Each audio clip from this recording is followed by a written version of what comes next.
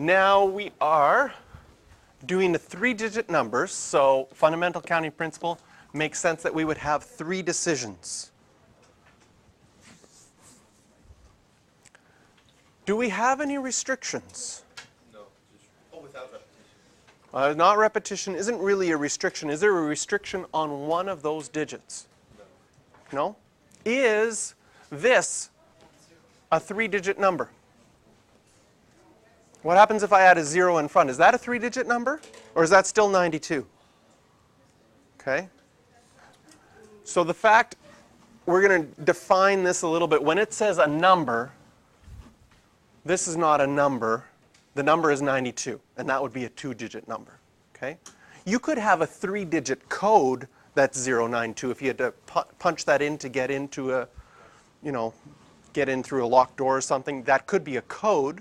But if we're talking about a number, there is a restriction that you can't start with 0, because then it would be a 2-digit number. So then, if that's my restriction, we learned, well, if there's a restriction, we deal with a restriction first. How many choices do I have on that restriction? 9. All the numbers except for 0. So you have 1 through 9. That's going to make me smile for a while. I'm going to like that. He was just confirming 1, 2, 3, that there was 9. Now how many are left? You've used up 1. There's going to be 9 left. And now you've used up 2 numbers. How many are going to be left here? 8. So there's 10 digits in total, including 0. The fact that you don't use 0 leaves 9 left. We multiply these together, and you get 648. So this restriction thing is something that's new, something that we didn't see in our notes up till now. Factorial notation. This is review. Without a calculator, do some quick mental math. Did you get 42 for the first one? Okay. Start expanding the bigger one until you get to the smaller one, and then instead of continuing to expand, you can just say, well, that keeps on going. I have a 5 factorial on the bottom. That will simplify. Same thing on the second one. Start expanding the biggest one. As soon as I get to 6, I'm going to stop there because I have a 6 factorial on the bottom. Those would simplify. And I still have a 4 factorial on the bottom, so that would be 4 times 3 times 2 times 1. As far as doing this without your calculator, can you see that 4 and 2 make 8, so those would go away? And 9 and 3 don't go away, but they simplify to just be 3. So what am I left with? Everything on the bottom has gone away. On the top, I'm left with 10 times 3 times 7, 210. And when you get to variables, when you're simplifying factorials, you have to always expand the bigger one. So you have to look, there's 2 factorials here. Which is bigger, n plus 2 or n? N plus 2 is bigger than n. So we start expanding the top. On the bottom, we have n factorial. We'd have n plus 2. What's 1 less than n plus 2? N plus 1. What's 1 less than n plus 1? N. And we go until we reach the one that's on the bottom. And we put a factorial to say you could keep on going. But now these will simplify.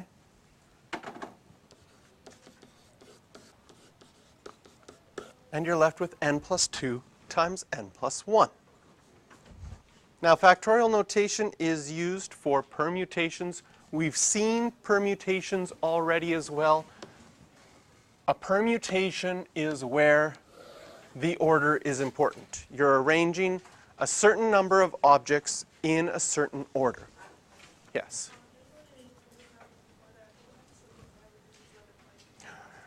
You could expand it, or you could leave it factored like that. Either one would be fine. So if you were writing all the permutations of A, B, C, well, there'd be 3 decisions to make. It's going to be 3, 2, 1, and the reason we have factorials is because this happens often in permutations.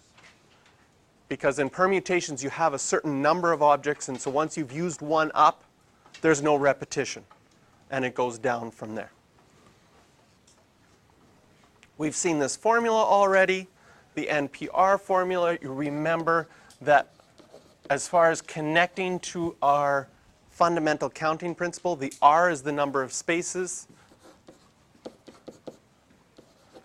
N is the number of objects or the number of choices in your first space. And then you go down from there.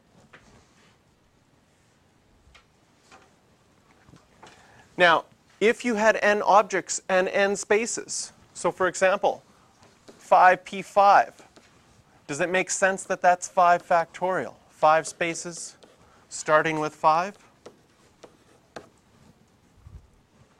And using the formula, if you use the formula in this case, the formula says 5 factorial on the top over 5 minus 5 factorial on the bottom, which would give us a 0 factorial on the bottom.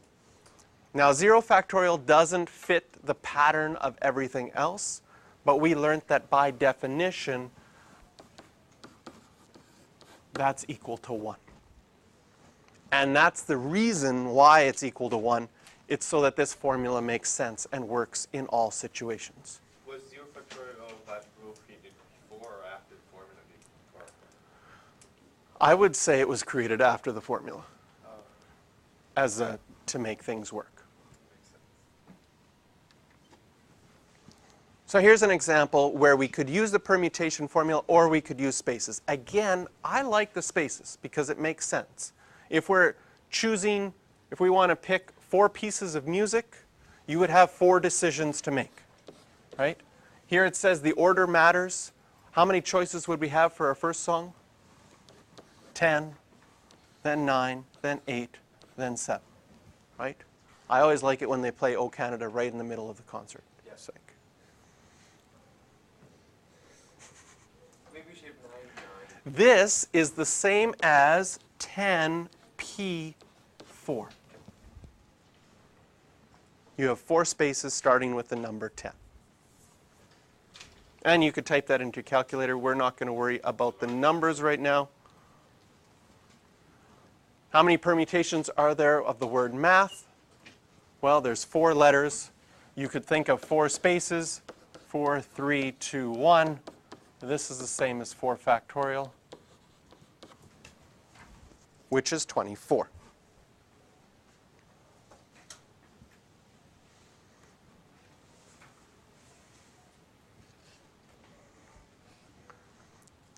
This is the one where things get a little confusing sometimes because we make spaces for our decisions and then we put numbers into the spaces.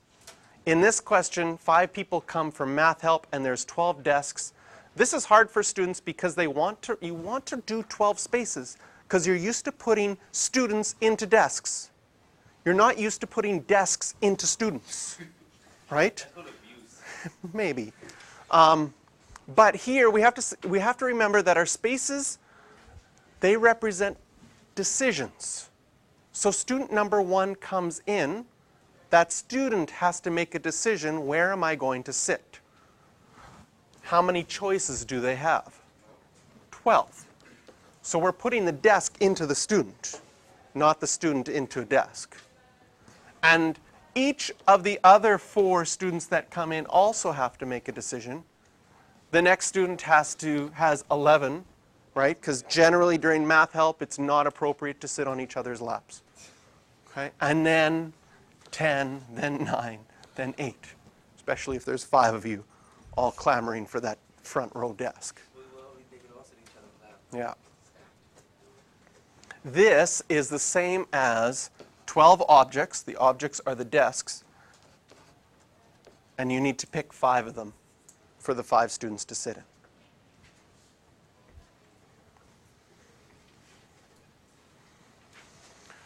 So in this class, right now, counting the people that are here, we have 5, 10, 15, 20, 25, 27 people here of the 35 desks.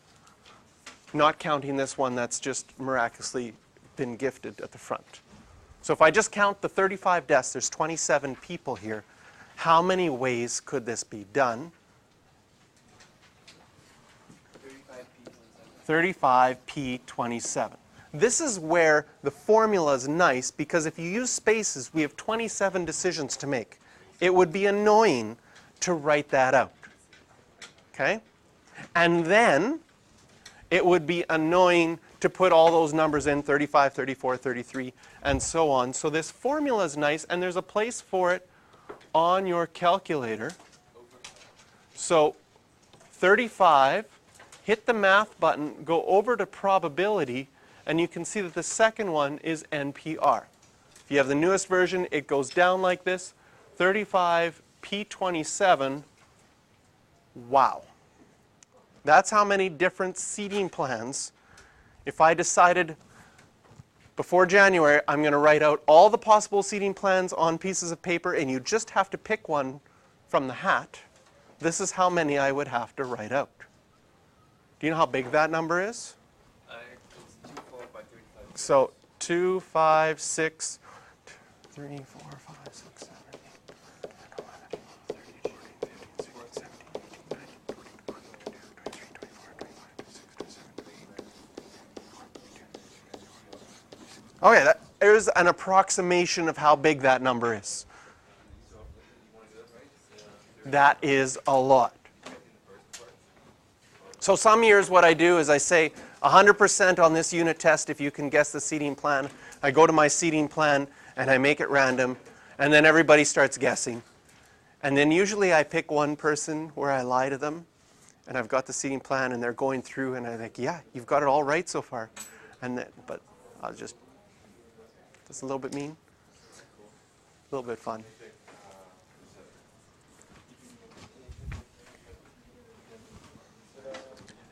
Now I want you to, we're going to change the title of this one. Wait, how do you do that? I use my white pen. Can you write the lesson? I could do my lesson in white. It's a little hard to read. It's all right. I can Permutations with, and we're going to match.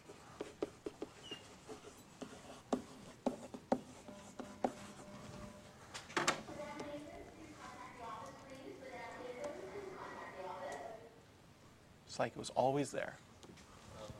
It's a different font if you want to. I know. I've got to work on the fonts.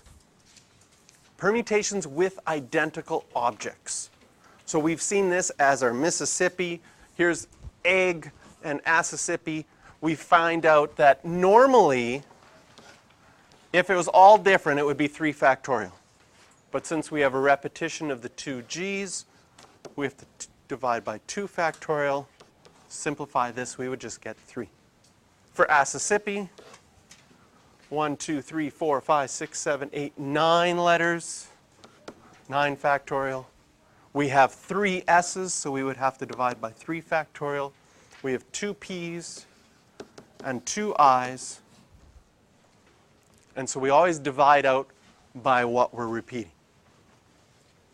Yeah.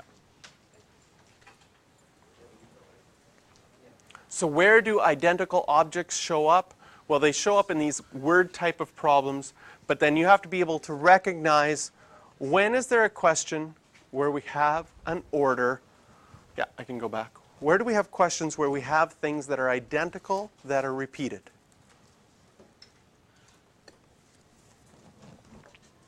So if we're looking in a question like this one, right? This is how contractors build houses these days. They all look the same. So they buy a whole street, and they're going to put 9 new houses on this street, and you get to choose one of 3 houses. So there's type A, type B, and type C, which you could just represent as, you know, here's your door and your window, house A. Here's house B with your door and your window, and a window on the 2nd floor. And house C, which is just an open air concept with your door. So you could represent this as 3 of model A, 4 of model B, and 2 of model C. And these are identical objects. So the contractor could build all A in a row, all B in a row, and then all C in a row. Chances are they wouldn't do that. They'd try to mix it up a little bit. How would we do this? Well, normally 9 different objects would be 9 factorial. The identical objects, you have to divide by 3 factorial for the A's, 4 factorial for the B's, and 2 factorial for the C's.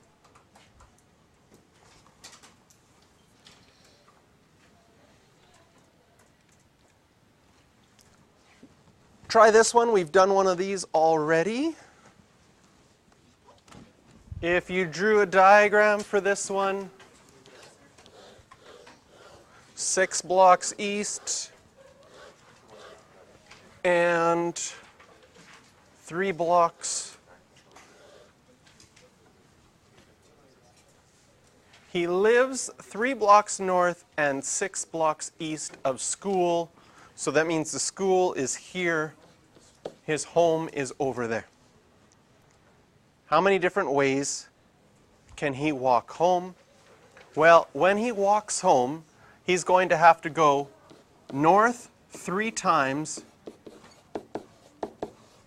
and east 6 times.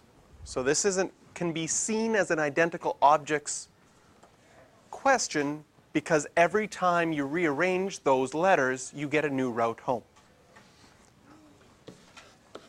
Yes. Sponsored by Monty Python and the Knights That Go Knee. So we have 9 factorial over 6 factorial, 3 factorial.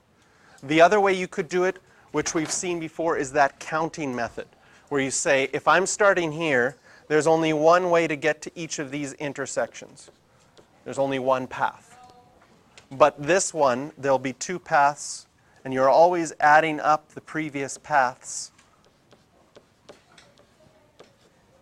3 plus 3, this will be 6, this will be 10, 15, 21, 28, 10, 20, 35, 56, and 84.